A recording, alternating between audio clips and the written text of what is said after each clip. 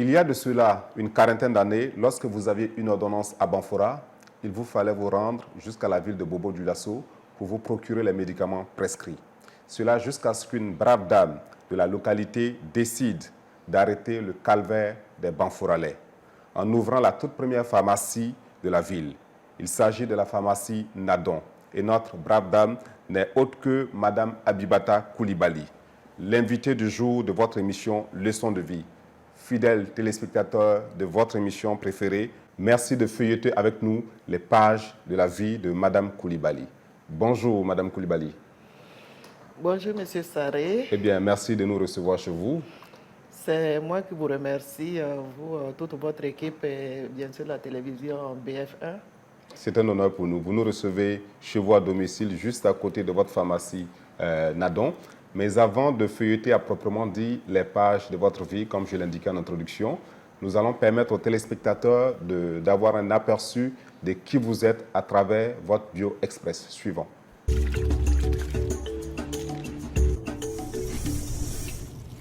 C'est une personnalité et figure emblématique de la ville de Banfora que Leçon de vie reçoit aujourd'hui. Abibata Koulibaly est née à Banfora le 19 mars 1951. Dès lors, son attachement à la ville est quasi ombilical.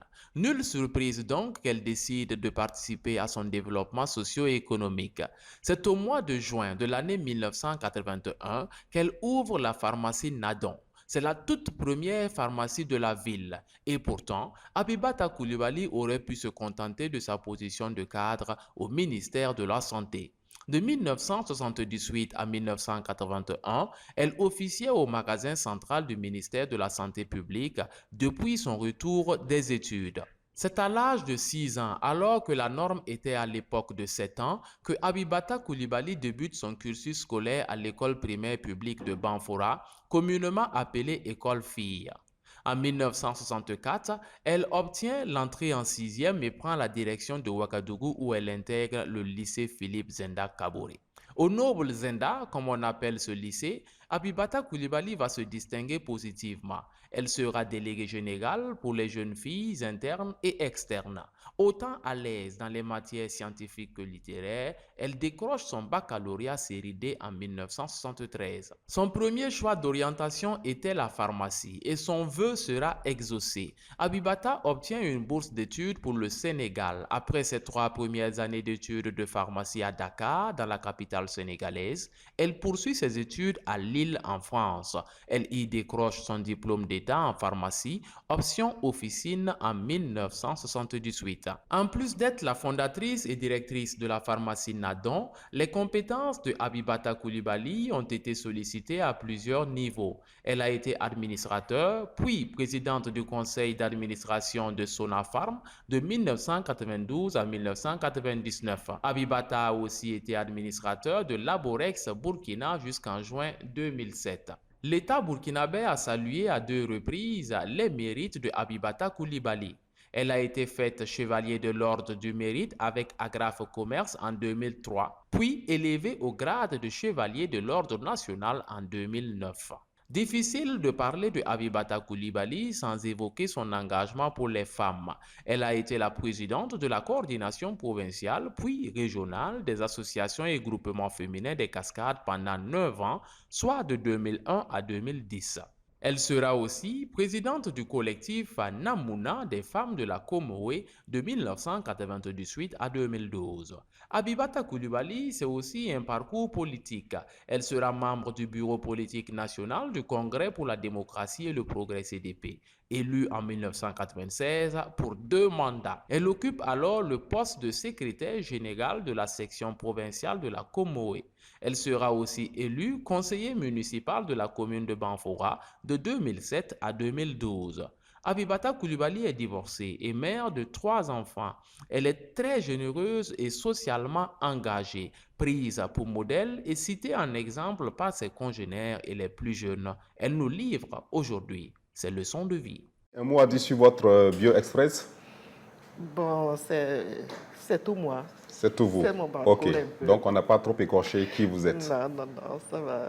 D'accord. Et le nom Nadon, que porte votre pharmacie? Que signifie Nadon? Alors, Nadon, c'est le prénom de mon grand-père paternel. D'accord.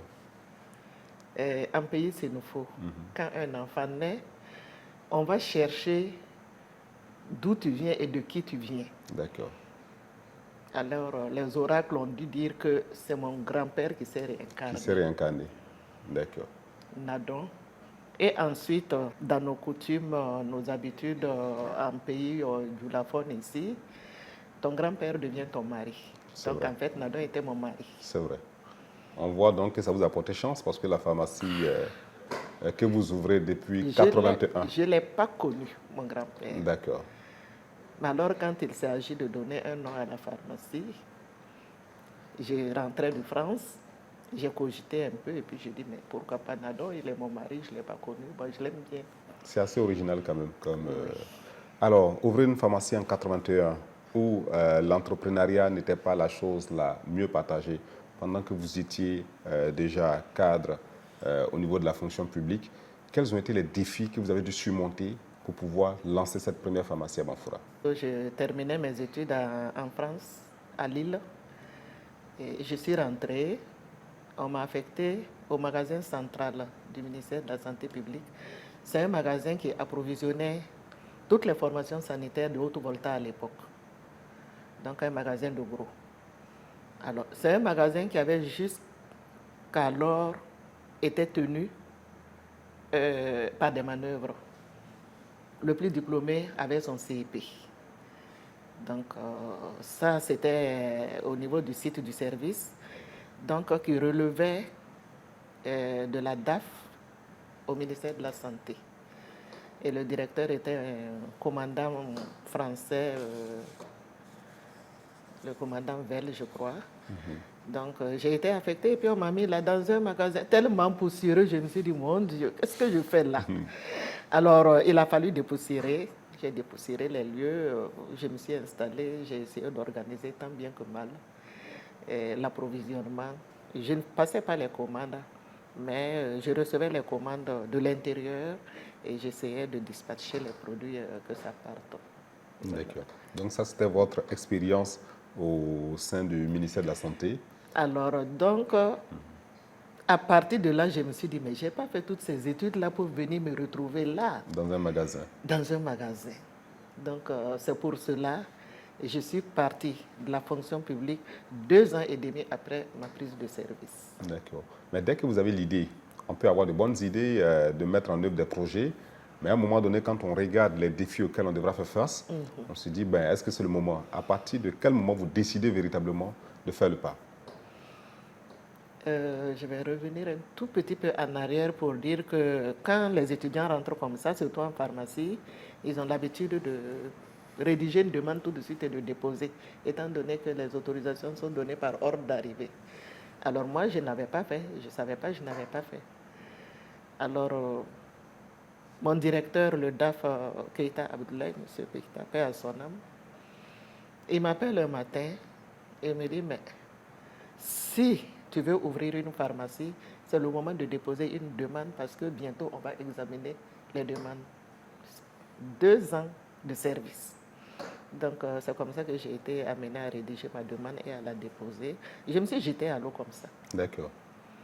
Dites-nous un peu les défis auxquels vous avez dû faire face pour pouvoir initier ce projet. Merci pour cette question parce qu'effectivement des défis, il a fallu en relever.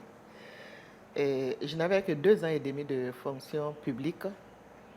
Donc, le salaire, le fonctionnaire, il utilise son salaire le mois et scrute le mois prochain. Donc, c'est pour vous dire que c'est les mains vides.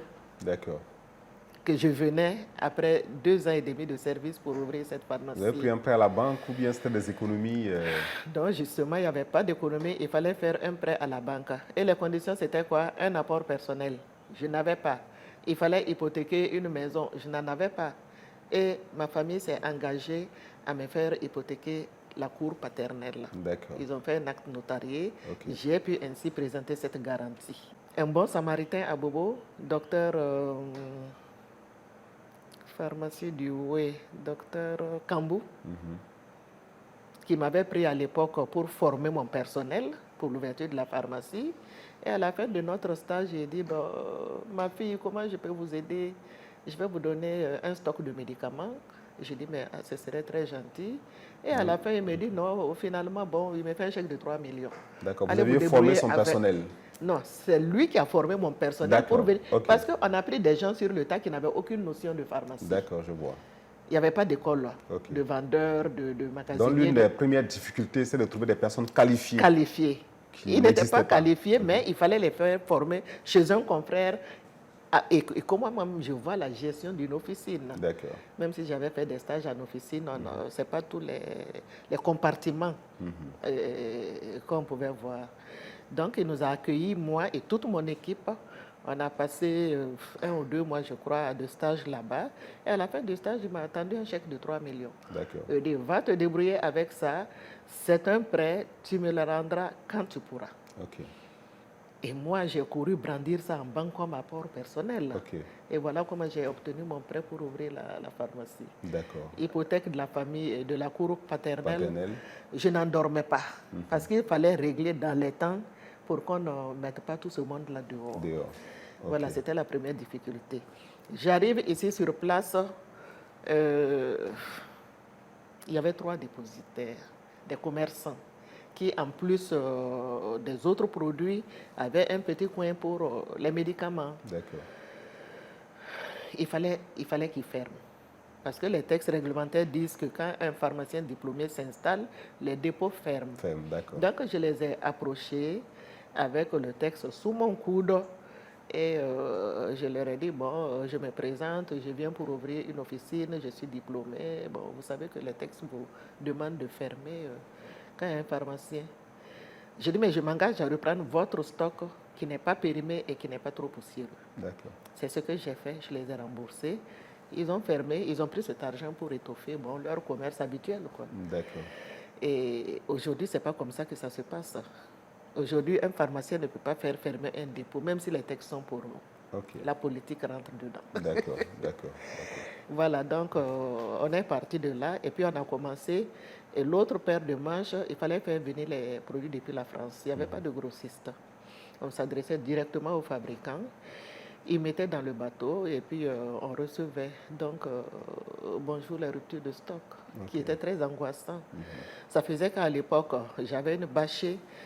Je partais jusqu'à Bobo pour faire du stock quand je n'en avais pas. On était de garde 24 heures sur 24, donc on fonctionnait tout le temps. Et évidemment, les ruptures, la seule pharmacie pour toute la province, à l'époque, les rabats, Comoé, ça n'a pas été facile. C'était des cauchemars.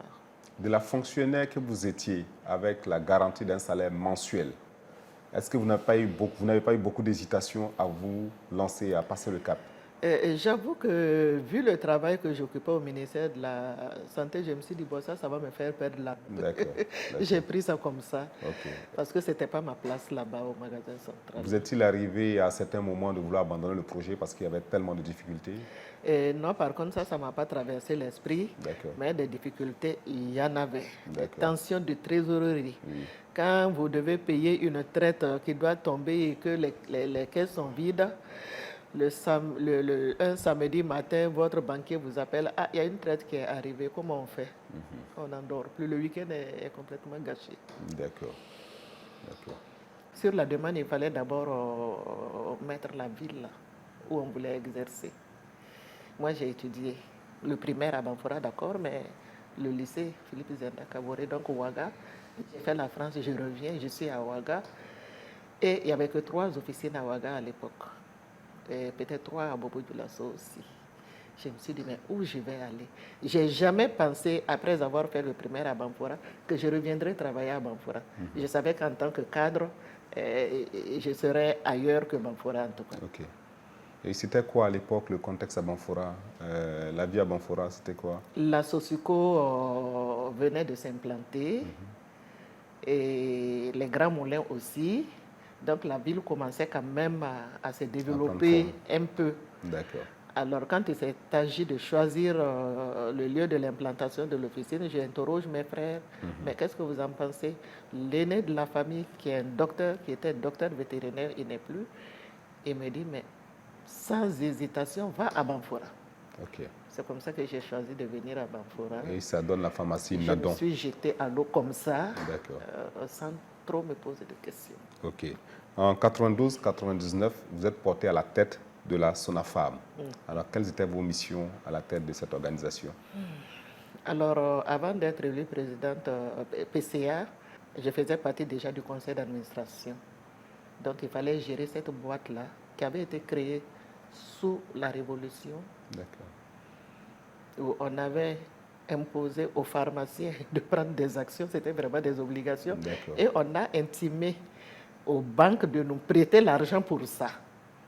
Donc c'est comme ça qu'on a créé avec l'État burkinabé, les pharmaciens du privé, on a créé la SONAFAM. C'est une organisation qui regroupait l'ensemble des pharmaciens du Burkina. Voilà, l'ensemble des pharmaciens du privé à l'époque. On n'était pas nombreux. D'accord.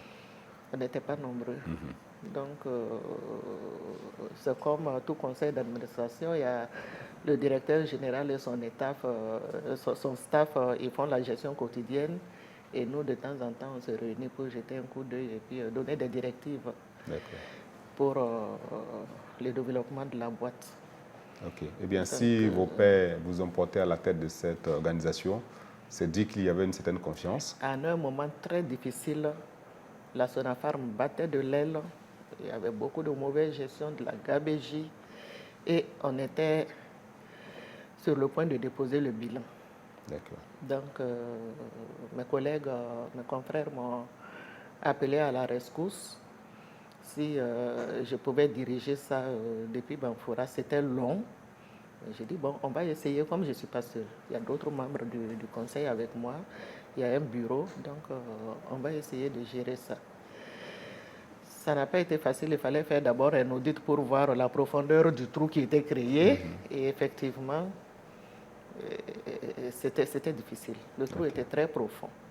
Alors, les premières missions, il a fallu faire le tour de nos fournisseurs, parce que pas de médicaments, pas de pharmacie. Le tour de nos fournisseurs à qui on devait beaucoup d'argent. En France, à Bamako, au Mali, où il y avait une usine de génériques à l'époque. Donc, il fallait faire tout ça, faire les audits. Et puis, finalement, en bout de compte, la boîte ne pouvait pas se relever. D'accord. Alors, j'ai eu des conseils pour cela au niveau de la justice.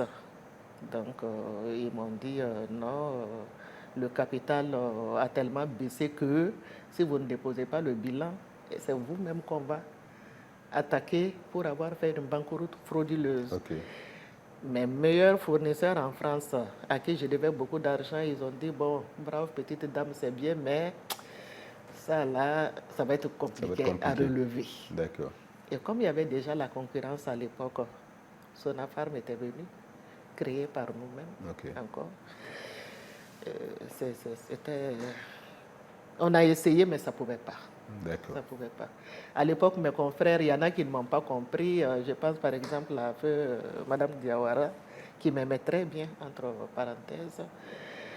Elle aurait voulu qu'on injecte de l'argent pour relever, mais ce n'était pas possible. Parce que selon les textes qui régissent le commerce, quand le capital descend au-dessous d'un seuil, il faut absolument déposer le bilan. Si vous ne le faites pas, ce sont les premiers dirigeants qui sont inquiétés. Et on peut être emprisonné pour ça. Donc, à mon corps défendant, il fallait déposer le bilan. D'accord. Nous allons justement suivre une vidéo où quelques personnes témoignent sur vous.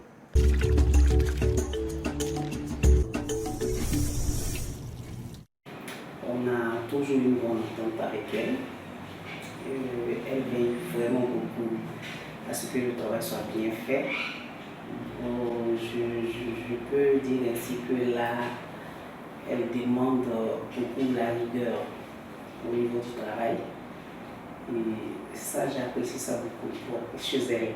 Je vois en elle une femme vraiment battante, qui ne recule devant rien, qui vraiment veut atteindre ses objectifs dans son entreprise. Alors, Madame Coulibaly, je dois dire que c'est elle qui m'a pris le b.a.-ba de la gestion d'une pharmacie. Comme je disais tantôt, quand je suis arrivé à Banfora en 1983, J'ai fait les remplacements chez elle quand elle partait pour ses congés. Et c'est elle qui m'a appris à gérer une pharmacie. C'est une dame très gentille. Elle est très rigoureuse dans la gestion, vraiment de ce côté. Et puis elle est très sociable aussi. Ça, je l'ai remarqué, peut-être que les gens pensent au retour, mais moi, je l'ai trouvé vraiment très sociable. Elle m'a toujours donné des conseils. Et c'est vraiment des qualités pour elle. Très rigoureuse dans tout ce que, dans la gestion de ses affaires. Et sur le plan professionnel également, elle a essayé, quand le nombre de pharmaciens a augmenté à Banfora, elle a essayé de nous regrouper pour qu'on crée ensemble l'amicale des pharmaciens de Banfora. Et elle en a la présidente. Elle joue un rôle de rassembleur.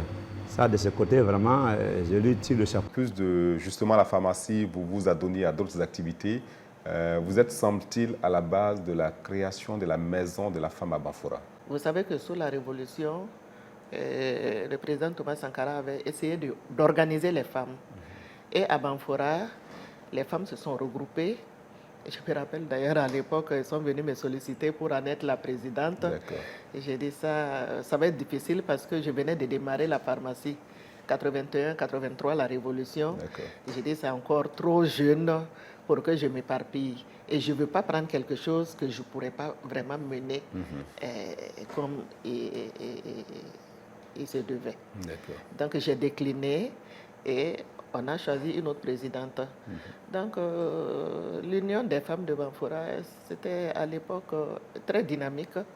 Et effectivement, nous avons eu ici la première maison de la femme de Banfora, qui est au secteur 1 derrière moi ici. Ça, c'était la première maison. Je n'étais pas à la base, mais j'ai aidé à construire en contribuant. Contribution financière. Alors là où on va avoir, par la suite, la révolution étant passée, etc., cette maison-là est revenue à une association, une des associations principales. Celle qui était à la base de la création. Ils ont fait un regroupement autour et ils m'ont même porté marraine de cette association-là. Donc, il fallait gérer au quotidien. C'était l'affaire d'une association. Alors, par le temps, les autres femmes ne se retrouvaient pas dedans et on voulait une autre maison qui soit vraiment une maison commune, régionale d'abord, provinciale ensuite et communale pour les associations. On a plus d'une centaine d'associations de groupements féminins à Banfora. Donc, effectivement, et parti d'un projet individuel avec mon association, et on a eu la chance d'avoir l'écoute du Premier ministre Paramanga Ernest Yondi. À l'époque, je ne sais pas. Je suis là, on m'appelle, on dit « Ah, le Premier ministre veut te voir tel jour à son bureau. » Je dis « Oh, je vais. » C'était pour eux. Justement, dans votre engagement social, vous franchissez un cap et vous mettez le pied dans la politique. Dans un contexte où les femmes sont parfois très réservées, où à la limite on sollicite les femmes, on n'en trouve pas. Alors quel a été le motif, qu'est-ce qui vous a motivé à mettre le pied dans la politique? Alors je dirais que c'est parti du milieu associatif. Parce que pour adhérer à une association, le collectif Namuna des femmes de Banfora, dont je suis devenue la présidente, les femmes sont venues vers moi, elles m'ont sollicité, elles m'ont sensibilisée. Mais Madame Coulibaly, tu es notre sœur. Si on dit que Mme Coulibaly a réussi, si tu ne te retournes pas pour regarder tes sœurs derrière, non, on ne sait pas que tu as réussi. Qu'est-ce que tu fais pour nous? C'est comme ça qu'elles m'ont sensibilisée, elles m'ont amené dans leur association, qu'elles savent que je peux valablement les représenter en cas de besoin et qu'avec moi, ils ont parlé d'intégrité, de droiture, etc. Donc vous y incarniez des valeurs et les femmes, vous voulez la tête pour défendre ces différentes valeurs. Donc ils m'ont coopté comme ça dans leur association. Et chemin faisant, ils me disent, oui, mais on aimerait être aux instances de décision. Alors, il faudrait Il ne faut pas se contenter d'être électeur, mais il faut aller Voilà comment la politique est venue. D'accord. Justement, quel conseil pourriez-vous donner aujourd'hui à toutes ces jeunes dames qui hésitent à mettre le pied dans la politique, de par l'expérience que vous avez vécue? C'est vrai que c'est très difficile, mais c'est aussi exaltant. Parce que si on se dit qu'on peut être aux instances de décision et que sa voix peut porter, c'est exaltant, mais il faut s'armer de courage, de patience. Et Voilà, il faut aimer, j'allais dire un peu la vie publique, ce n'était même pas mon cas. D'accord. Parce que je suis réservée de nature. Ok. Ça m'a encore dépendant, je me suis retrouvée dedans. Donc vous avez dû faire violence sur vous-même. Tout à fait, ça c'est vrai. En politique, tout le monde m'a dit, ceux qui me connaissaient, ils disent, mais c'est pas elle. Non, c'est pas elle. Qu'est-ce que tu fais dans ce milieu-là? Mais c'est pas toi. J'ai dit, oui, mais on fait avec. D'accord. Justement, nous allons aborder à présent votre vie de famille et votre vie en société. On vous dit très généreuse. Pour preuve, dès que la Covid a déclenché au Burkina Faso, vous avez donné près de 5 millions à la mairie de Banfora pour prendre en charge À la mairie, au gouvernorat. au gouvernorat de Banfora pour, comme contribution pour aider à faire face à cette pandémie. Alors, quels ont été les mobiles, quelles ont été les motivations? Disons que je suivais à la télé tous les soirs les dons qui étaient faits au niveau de Ouaga pour aider justement à la lutte contre cette pandémie-là. Et à Banfora, je n'entendais rien. Je ne savais pas comment c'était organisé, je ne voyais pas de sensibilisation. Et pourtant, la maladie est réelle. Il faut faire quelque chose.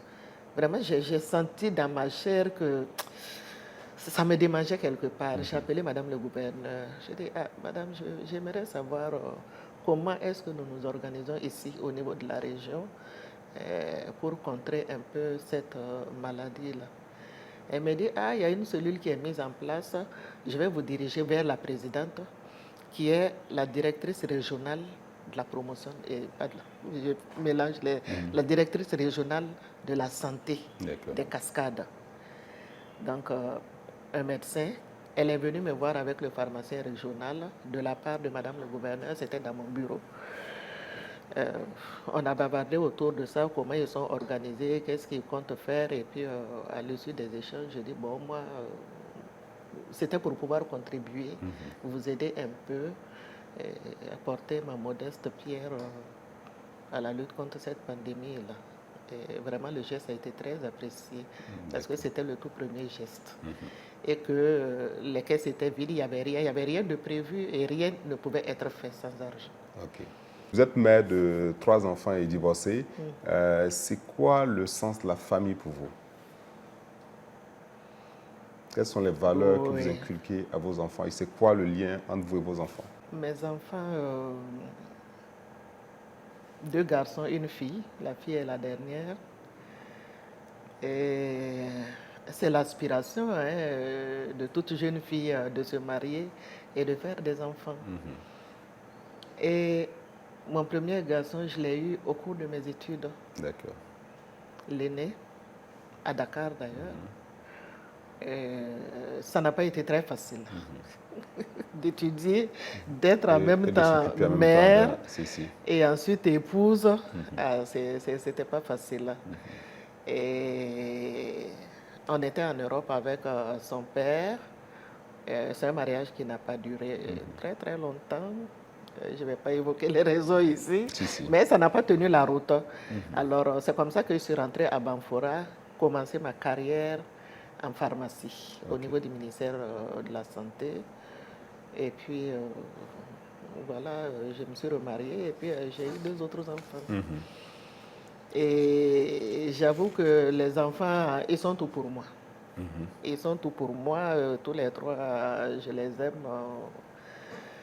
Chacun a sa place dans mon cœur. D'accord. Et je suis une mère couveuse, vraiment. À ça, j'y tiens. Il y a justement votre fille Yacine, qu'on dit très complice. Vous êtes très complices toutes les 2. Certains même vous appelleraient des jumelles parce qu'elle est née le même jour que vous. Du moins, elle a la même date d'anniversaire que vous. Oui. Voilà. Quels sont vos liens entre vous et cette fille? Alors, Yacine, elle était très timide quand elle était petite, mais très, très attachante, très collante. Donc, elle était toujours à mes pieds. Comme on ne vivait pas avec son père qui était fonctionnaire, on n'était pas au même endroit. Donc, je me suis retrouvée à élever mes enfants vraiment seule. L'aîné était avec son père qui était ambassadeur, ils étaient dans la nature là-bas. Mais les 2 derniers, vraiment, je les ai faits, je les ai élevés seuls, quoi. D'accord. Alors, de ce fait, son père n'étant pas là, vraiment, c'était sa mère, elle s'est rebattue sur moi, c'était tout pour elle. D'accord. Suivons justement cette vidéo où nous en saurons plus.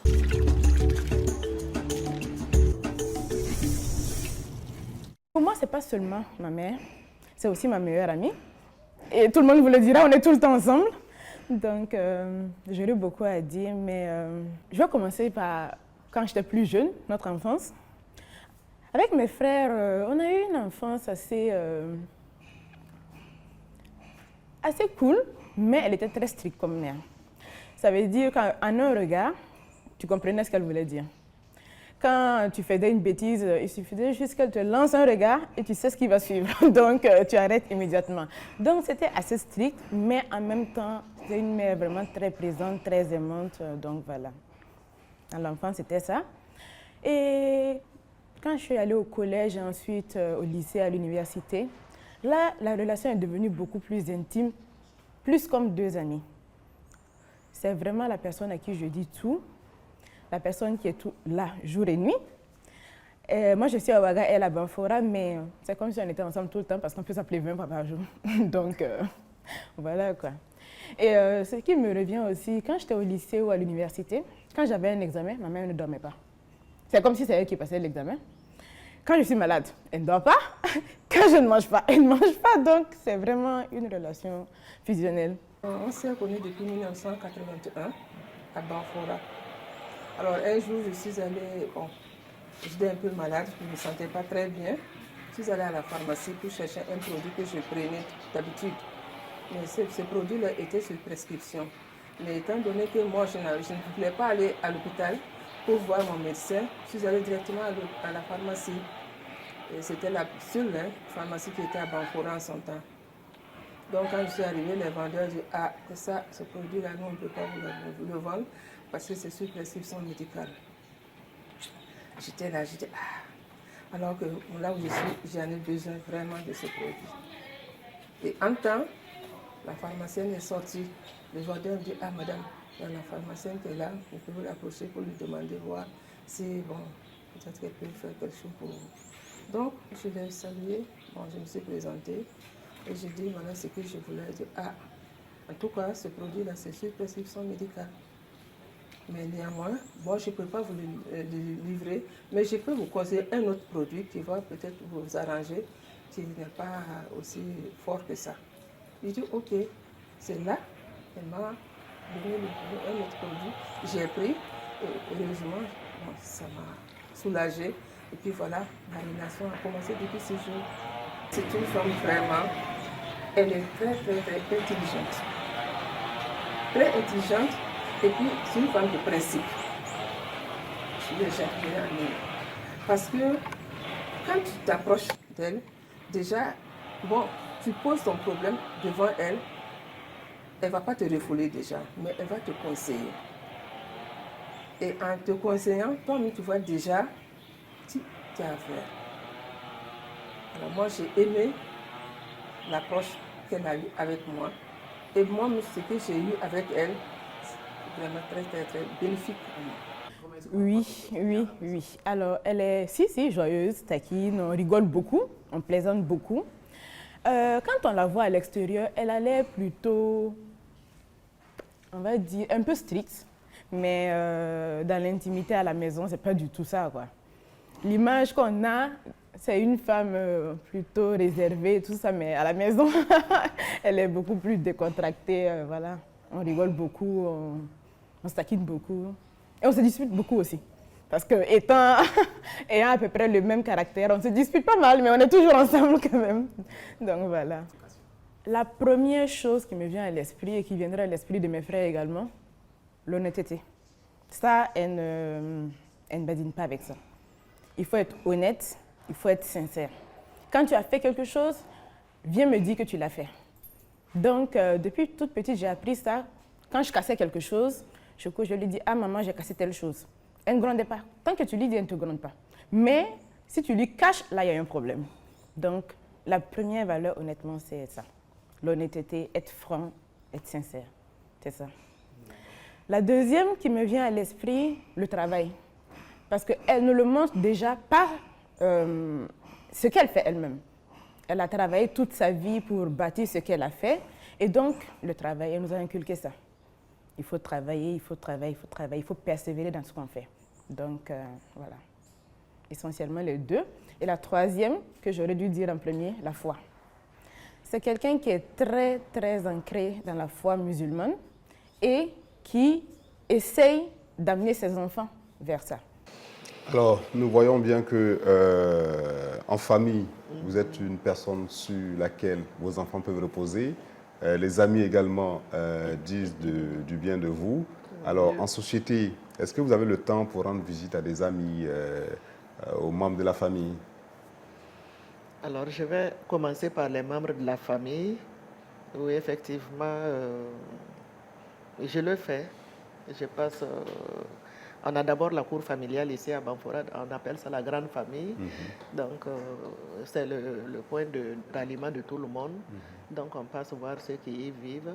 Et puis, les filles qui sont mariées et qui sont dans leur foyer. Bon, on le fait. D'accord. Avant de continuer, nous allons certainement suivre une autre vidéo qui va nous présenter quelques anecdotes que certaines personnes vont nous raconter.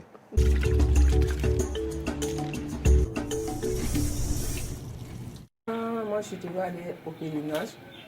Je n'avais pas une amie avec qui j'allais partir. Je me suis levée comme ça un soir, aller la voir. Je dis, ah, Ibata, moi je vais aller au pèlerinage. Mais est-ce que tu veux bien m'accompagner? On va aller ensemble.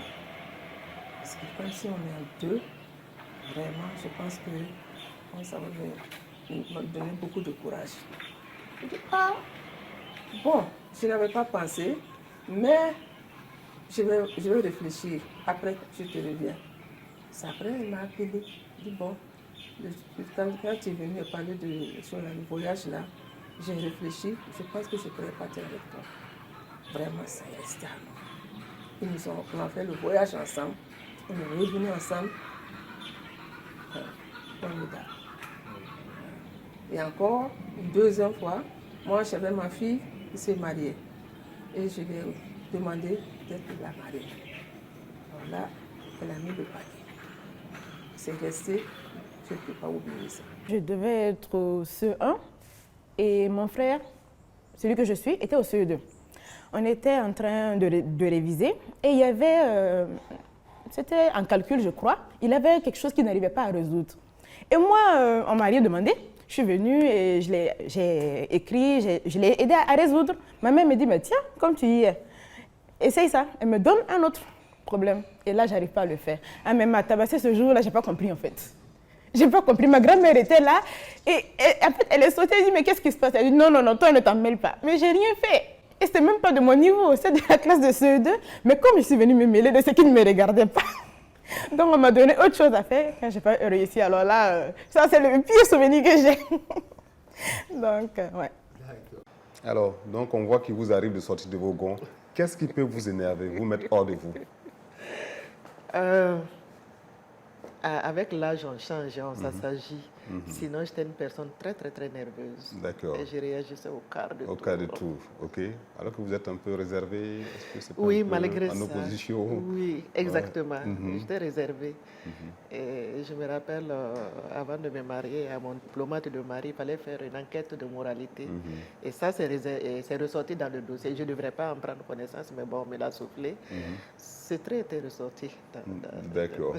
Et avec le temps, vous avez pu corriger, si vous aviez un conseil à donner aux personnes nerveuses qui voudraient bien se départir de ce trait de caractère? C'est peut-être l'âge et la vie qui a fait ça. D'accord. Avec le parcours que j'ai eu, et ensuite, surtout beaucoup ma foi, en fait. Ma foi en islam. Je pense que ça m'a amené à être plus patiente, et plus à l'écoute des autres, et plus tolérante. Ok. Plus tolérante. D'accord. À présent, nous abordons la partie de votre enfance et de votre éducation. Qui étaient vos parents? Alors, le papa, Kadiana Koulibaly, était à l'état civil au cercle de Banfora. Avant, c'était des cercles découpage administratif parlait de cercle à l'époque, avec à la tête un blanc. Parce que la colonisation est venue après. Alors, il était à l'état civil, mais surtout, il a été connu pour son rôle d'interprète. Comment s'est fait votre éducation? Comment s'est fait votre éducation à l'époque? Et c'est une famille nombreuse. Mon père avait 4 femmes. D'accord. On était une vingtaine d'enfants. Ok. Et ça, ce sont ses propres enfants. Mais après, il y avait tous les cousins qui étaient dans la cour. Qui étaient dans la cour et prenaient les neveux des petits frères, des sœurs, etc. Ça en faisait du monde. Et chacun devait se faire sa place dans tout ça. Là. Alors, avec 4 mamans, c'était du bruit, c'était la joie, c'était... voilà, donc... D'accord, donc vous avez eu une enfance joyeuse. Oui, quand même. Voilà. Quand même, parce qu'il y avait beaucoup de monde à la maison. Et Banfora, à l'époque, c'était quoi la vie? Il y avait des soirées, il y avait... les activités récréatives, c'était quoi? Non, ça c'était surtout pendant les vacances, quand les élèves revenaient. Ceux qui étudiaient à Ouaga et puis à Koudougou, à Bobo, ils revenaient. Sinon, c'était plus les mariages, les baptêmes. On faisait le 11 décembre, le 14 juillet, la fête de la France, etc. etc. Donc ça, c'était des événements pour nous. Il fallait défiler, il fallait... il y avait de l'animation. D'accord. Est-ce que vous vous rappelez d'une anecdote de votre enfance où vous avez peut-être gaffé, que les parents vous ont tapé? Alors, mon père, lui, il ne frappait pas. D'accord. Il ne frappait pas, il ne parlait pas beaucoup. Mais c'était quelqu'un... Pour moi, c'était quelqu'un de gentil. Moi, j'ai arrivé à l'approcher. Peut-être les autres vont dire qu'il avait la mine très sévère, il était difficile d'approche. Mais non, pour l'enfant que j'étais, ce n'était pas le cas. Lui ne frappait pas. Ah, mais la maman, elle frappait. D'accord. Elle chicotait. Elle était très sévère, celle-là. Mais en fait, c'est ça aussi, ça fait un homme, quoi. Après, on peut se débrouiller dans la vie. Alors, une anecdote. On me frappait beaucoup, hein, donc je ne sais même pas qu'est-ce qu'il faut vous dire. D'accord. Quelques souvenirs qui vous reviennent de votre école primaire? Je suis allée à l'âge de 6 ans, donc en tant qu'auditrice libre. Mais mon école aussi a failli. J'ai dû emmerder beaucoup mon père, qui avait ses relations en tant que fonctionnaire. Il avait ses relations aussi. Donc c'est comme ça que je suis arrivée au CP1, en auditrice libre. J'étais contente d'être à l'école. Mais à un moment donné, ça tournait au vinaigre parce qu'il y avait 3 autres filles avec moi comme auditrice libre. D'accord, à l'époque. L'effectif au CP1, à l'époque, vous n'étiez pas très nombreux. Je vais dire entre 30 et 40, pas plus que ça. D'accord. Alors, j'ai donc une élève, une écolière à l'époque, qui a cassé son ardoise. C'était les ardoises vraiment en ardoisine. Donc, elle a cassé ça et de peur des représailles dans sa famille, elle m'a indexé pour dire que voilà, c'est elle qui m'a cassé l'ardoise. Et ses grandes sœurs qui étaient régulièrement inscrites au CP1 me menaçaient chaque fois, il faut payer sinon on va te frapper. Mais il n'y avait pas de librairie, ce n'était pas en vente, les fournitures étaient gratuites. D'accord. Comment je vais faire ça? Donc tous les matins, c'était la même chose, des menaces, des menaces, des menaces. J'ai failli pas dire à ma maman, moi je ne pars plus à l'école. Je dis, mais qu'est-ce qui se passe? Je dis, mais tous les matins, on veut me frapper. En plus, quand on n'allait pas à l'école, on allait vendre des galettes, on passait de cours en cours. Et ma maman voulait m'envoyer dans cette famille-là vendre des galettes. Je dis, moi, je ne rentre pas là-bas, c'est elle qui veut me frapper. Il dit, mais comment ça? Je dis, moi, je ne veux même plus aller à l'école. Elle dit, bon, viens, on va aller régler cette affaire-là aujourd'hui. Donc, elle arrive avec moi. Et puis, voilà, elle s'est informée. Et j'ai dit, mais ce n'était pas moi, je n'étais même pas au courant, je n'étais même pas là quand ça se cassait. Et l'affaire s'est arrêtée comme ça. D'accord. À présent, nous allons suivre un autre témoignage d'un de vos frères, d'un ami d'enfance.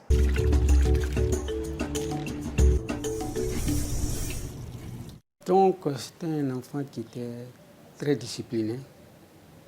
Il respectait les personnes âgées qui avaient l'âge de ses parents. Et envers ses collègues aussi, elle n'était pas tellement agressive. Elle respectait son prochain. Elle était courageuse. Et c'est ainsi qu'elle a gravi les classes du primaire jusqu'à obtenir son certificat d'études et son entrée en 6e sans redoubler. Elle était très, très, très courageuse. Elle travaillait. Je la chahutais. C'était comme une prémonition. Je l'appelais notre Makoukou. Makoukou, c'est Madame Ouezin. Madame Ouezin, à un moment donné, était le soutien de la famille. Elle est descendante de la chefferie de canton de Saint-Doux. Et chaque fois que je la chahutais, Madame Ouezin, notre Makoukou, Anga Makoukou. Elle avait peut-être une quinzaine, une seizaine d'années, et je pense que je n'ai pas mal vu. Elle reste aujourd'hui un soutien de toute la famille. Je ne pense pas qu'il y ait un frère, une sœur qui, à un moment donné, sans demander, n'ait pas bénéficié de son attention. Il y a une génération de notre famille, qui a eu une éducation assez sévère et assez bien suivie, et qui fait que il n'y a pas de débordement, on ne peut pas faire des folies dans la famille, vous risquez peut-être d'avoir des faisés. La turbulence, on ne peut pas le faire à la maison. Peut-être qu'au dehors, ou à l'école primaire, on pourrait le faire, mais je ne pense pas que dans la famille, là, il n'y a pas de turbulence dans la maison, parce qu'on a eu une éducation assez sévère de la part des parents. L'appellation Madame Makoukou. Il expliquait tout à l'heure. Ça répondait à quoi? Non, j'avoue que je ne me rappelle pas. Je découvre ça. Bon, peut-être que ça m'est sorti de l'esprit. Hein. Oui. Et comme il l'a dit, c'est Madame Ouezin Koulibaly. Elle est de Saint-Doux. Okay. Son papa était le chef de canton de Saint-Doux. Donc, je n'ai pas su à quel moment il m'a assimilé à cette dame. D'accord, d'accord. Et quel conseil aurez-vous à donner aujourd'hui aux jeunes filles qui voudraient emboîter votre pas? Vous qui êtes promotrice d'une pharmacie, vous qui avez mis le pied dans les activités associatives et politiques, quel conseil aurez-vous à donner aux jeunes filles qui voudraient faire la même chose? Alors, le conseil qui me vient à l'esprit, c'est que il faut être courageuse, il faut aimer travailler, il faut aimer se donner. Moi, quand j'avais quelque chose à faire, c'était sans arrière-pensée. Je ne voyais pas l'intérêt que je pouvais en tirer. Je prenais ça comme un devoir et j'y allais. Donc, s'armer de courage parce que le succès ne vient pas tout de suite. Il faut, on tombe, on se relève, on tombe, on se relève. Alors, il faut être rigoureuse. Il faut être rigoureuse en tout. Et comme quelques-uns l'ont évoqué, et moi, l'honnêteté compte beaucoup pour moi. Parce que ça fait qu'après, les gens vous apprécient. Sur le champ, ils peuvent ne pas vous comprendre, mais après, ils vont le comprendre et ils vont vous apprécier et ils vont vous faire confiance. Et ça, c'est capital quand on veut faire des affaires. Parce qu'il faut avoir la confiance non seulement de ses fournisseurs, mais aussi de ses clients. Donc, du monde tout autour. Donc, moi, et il faut y aller. Il faut y aller, il faut foncer. Et ce qu'on croit bon, il faut le faire. Et voilà, et puis s'y tenir, quoi. Ok. Est-ce qu'au jour d'aujourd'hui, avec tout le parcours que vous avez eu, si vous étiez donné de remonter dans le temps, que vous pouviez changer quelque chose, mieux faire quelque chose, ça aurait été quoi?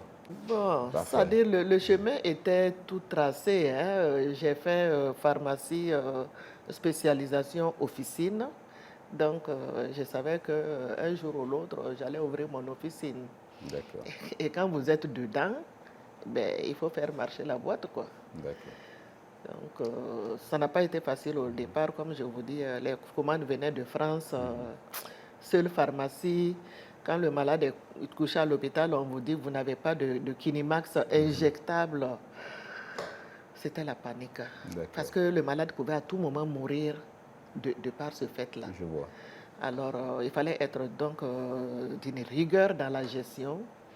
Et bon, je ne vois vraiment pas dans du côté de la pharmacie ce que j'aurais pu Ok. À présent, nous passons à une autre rubrique, qui est la rubrique corbeille, où vous allez justement tirer un bout de papier et vous serez amené à exécuter le gage que vous aurez tiré. Sans blague. Oui. D'accord. Bon, juste à côté de moi. Ok. Voilà. Eh bien, c'est une blague. Vous allez donc nous raconter une blague. Avant que ce soit façon, il y avait la Sovolcom. Ok.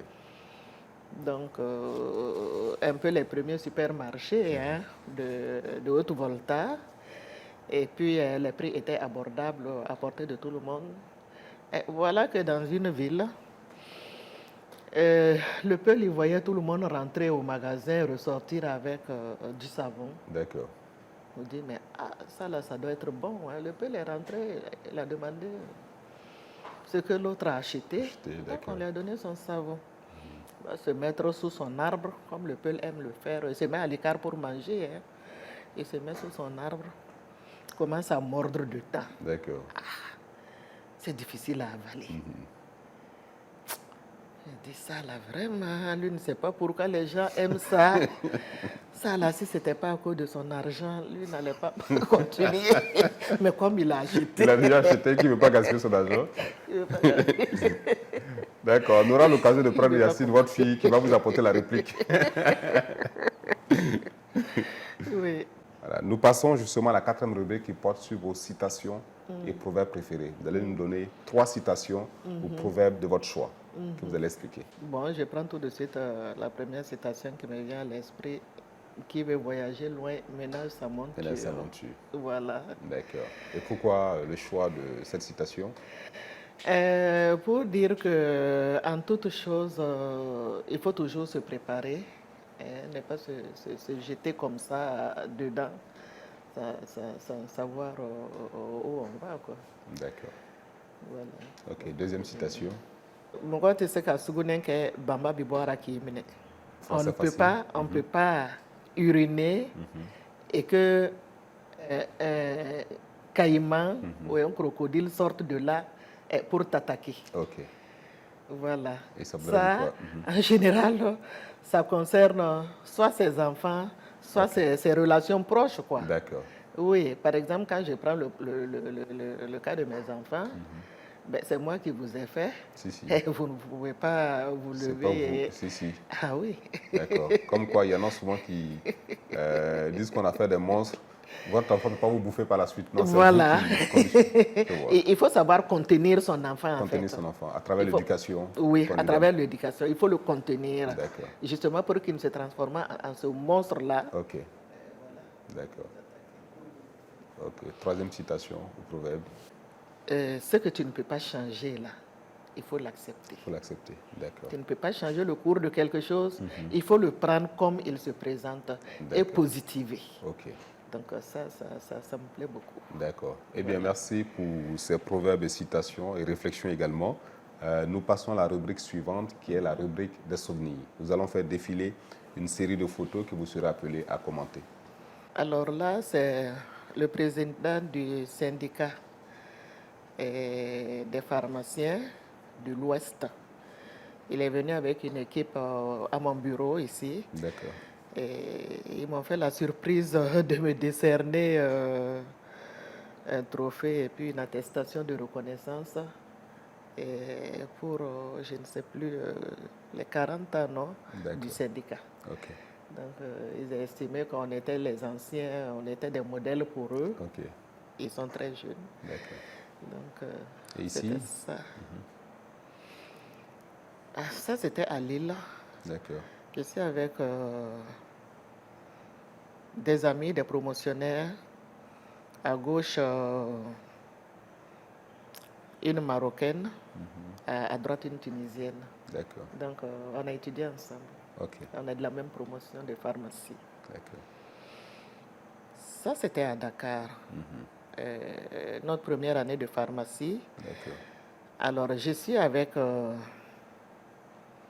une belle fille, une nièce de mon mari. Elle est pharmacienne. Elle était allée une année avant moi. Elle est pharmacienne à Bobo. D'accord. Madame Kone Agiratou. Avec les BADEF à l'époque.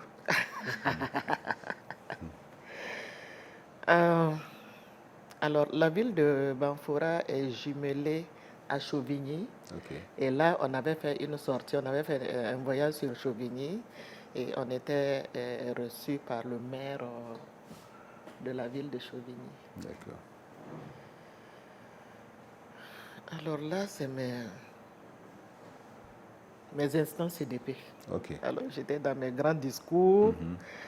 Peut-être que, bon, je ne sais plus quelle manifestation c'était. D'accord. Et en tant que secrétaire général, je devais prononcer un discours. D'accord. L'inauguration de la mosquée de Kankalaba. Ok. Alors ça, c'est toute une histoire. Parce que la ville de Kankalaba est réputée un peu, comme je dirais, chez les Gourmatchis. D'accord. Nous avons justement eu l'occasion de prendre Mélégué Traoré à cette même émission, le danseur de Kankalaba. Il m'en veut, il dit pourquoi j'ai fait une mosquée à Kankalaba. Et Kankalaba n'a jamais été, voilà. Il n'a jamais eu besoin de mosquée, selon lui. Il fallait rester dans la religion traditionnelle. Africaine, oui. Voilà, donc c'était la première mosquée de Kankalaba parce que je sentais le besoin. Les gens voulaient se réunir et prier et puis il n'y avait pas de lieu adéquat pour ça. D'accord. Ah, ça, c'est mon retour de la Mecque. Ok. Mon deuxième voyage à la Mecque qui avait été fait pour ma maman. D'accord. Donc c'est pour cela elle porte. Ok. Voilà. Donc elle était âgée en l'islam à partir de 80 ans. Tu peux aller faire le pèlerinage pour quelqu'un d'autre. D'accord. Donc je ne voulais pas l'envoyer souffrir là-bas, je suis allée à sa place et j'ai souffert.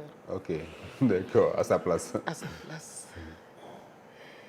Là, c'était à la Sonafarm à Bobo, ça devait être une présentation de vœux. Alors, vous avez tous les pharmaciens, le doyen, Paul Ouedraogo, il était à Bobo, lui, l'une des premières pharmacies de Bobo. Et puis, la doyenne Françoise Koulibaly, députée Françoise Koulibaly, malheureusement, elle n'est plus. Et Zio, on a... c'est passé... voilà, Zio au milieu là, on a ouvert ensemble en même temps les pharmacies en 81. Voilà, docteur Zio. Pharmacie Kamen Awaga. Ça, c'était à Dakar, les premières années de pharmacie. D'accord, c'est vous toutes belles. Voilà. En famille, ça devait être une fête de Ramadan. Alors, voilà, vous avez tous mes 3 enfants. L'aîné à votre gauche, le deuxième qui devait venir d'ailleurs faire l'émission avec nous, mais il est coincé par le Covid-19 à Houston, en blanc. Et au milieu, la Benjamine. D'accord. Alors, l'aîné, c'est sa femme et sa fille, qui sont les 2 autres personnes. Ok. Oui. C'était bien de pouvoir passer la fête en famille. En famille, d'accord. Eh bien, merci.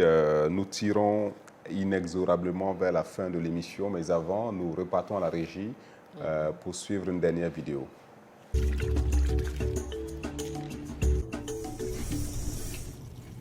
Alors, le message pour elle, c'est de dire vraiment un grand merci. Merci pour tout ce qu'elle a fait pour moi et puis pour la jeune génération des pharmaciens installés à Banfora. Et je lui souhaite vraiment une bonne gestion de toutes ces activités, surtout au niveau de la pharmacie. Et vraiment bonne continuation à elle aussi.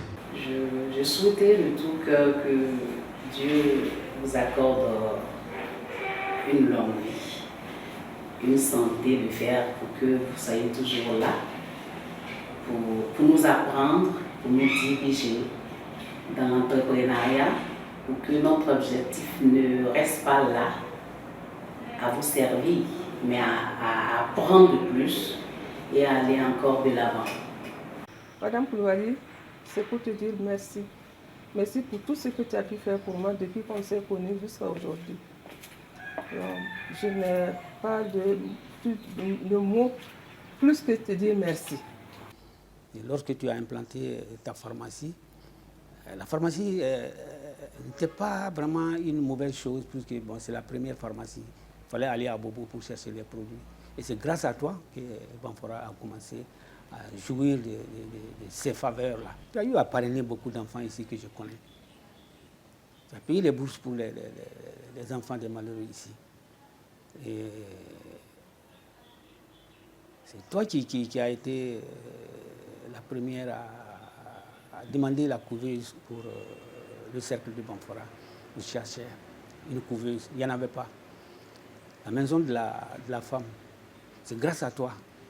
Tu t'es levé, tu as mis tous tes atouts et tu es allé rencontrer les autorités à Ouagadougou pour construire une maison régionale pour les femmes de Banfora et tu as réussi. Adja Abi, je t'admire et je te demande de continuer ainsi, ne pas écouter les à côté qui veulent que tu arranges eux seulement au lieu de la masse.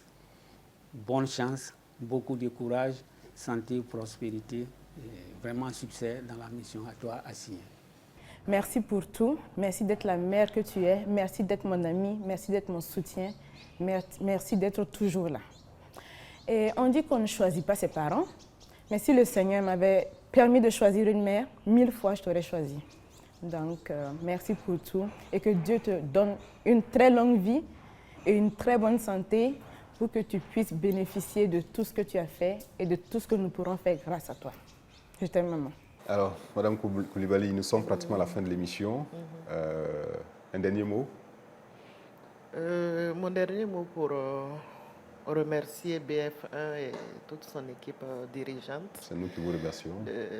Vous êtes intéressé à ma modeste personne, de permettre peut-être que j'ai pu découvrir un point de voile, un pan de voile sur ma vie, et même si l'heure ne nous a pas permis de tout déballer. Et je vous remercie pour cela et surtout prodiguer des conseils pour les jeunes. Donc, tout commence à l'école. Il faut être studieux. Et il faut être travailleur et il faut être sérieux. Parce que tout ce qu'on fait avec sérieux, vraiment, on en récolte les fruits. Donc, bien faire sa scolarité et être à l'écoute des parents et des enseignants. Et ça me fait penser que j'ai fait le cours normal de jeune fille à Ouaga avec Madame Kizerbo, une éducation très stricte aussi. Donc, dans la vie, ça sert toujours. Ça sert toujours. Et les femmes qui désireraient entreprendre, bon, je m'adresse, ça concerne tous les entrepreneurs en herbe, mais surtout les femmes, comme je suis une femme. C'était un peu une pionnière à l'époque à mon niveau. Et il ne faut pas hésiter. Quand on a une idée, il faut la mûrir, il faut réfléchir et puis essayer de la mener à bout, avec évidemment des conseils bien avisés de l'entourage. Donc, aussi, on a besoin de femmes en politique. J'avoue que moi, ce n'était pas ma tasse à boire, mais les femmes ont leur place et c'est une place à prendre. J'encourage celles qui en ont la fibre à aller aussi dans ce sens-là. On a quelques pharmaciens à l'hémicycle, parfois il nous arrive de passer par eux pour voilà. Faire passer des lois. Pour faire passer des lois, voilà. Donc c'est très important. Eh bien, en tout cas, merci de nous avoir reçus. Merci d'avoir accepté partager avec nous votre riche expérience, votre parcours. Nous sommes sûrs que les téléspectateurs qui nous ont suivis, pour beaucoup, trouveront en vous une source d'inspiration pour entreprendre comme vous l'avez fait. Parce que entreprendre, c'est trouver des solutions aux problèmes de la société. À Banfora, il y a une trentaine, une quarantaine d'années, il fallait aller jusqu'à Bobo pour payer ses ordonnances. En son temps, vous avez eu le courage d'ouvrir une pharmacie pour éviter justement à la population de Banfora de faire autant de distance pour se procurer des médicaments. Vous avez donc ouvert cette entreprise qui aujourd'hui, je dirais, a pu soulager plus d'une personne. Si nous devions tendre le micro au Banforalais, beaucoup de témoignages diront tout le bien que vous avez fait à cette ville. Soyez-en remerciés. Encore merci aux fidèles téléspectateurs et au prochain numéro de votre émission Leçons de vie. Merci.